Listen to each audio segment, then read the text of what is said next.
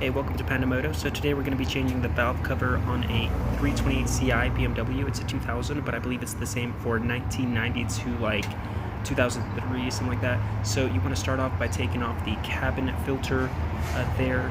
You're going to have to remove, I believe, 4 bolts. I've already taken that off.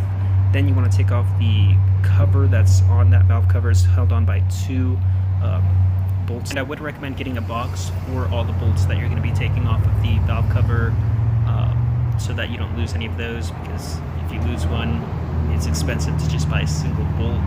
So really, keep track of those. And you can see that I've done some modifications to my CCV system, but I will make an update video on that later.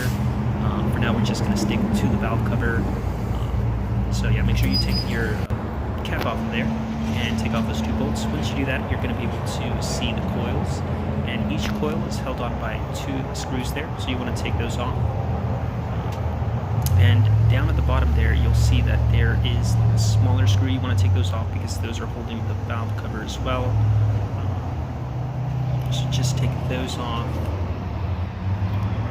And if you found this video helpful, go ahead and hit that like and subscribe button, and leave a comment if you have any questions at all. I'll do my best to answer any questions you guys might have. And so we've now taken off the coils. We're now going to take off the screws in the middle section of that valve cover, as well as the ones around the perimeter of the valve cover as well. Like I said, just put those in a box so you don't lose any of them. So yeah, we're just going to take those off there, and once we do that, the valve cover should come right off. You're just going to have to pull up on it a little bit to free it from the stubs that hold on the screws that you're going to be taking off, along with the gaskets.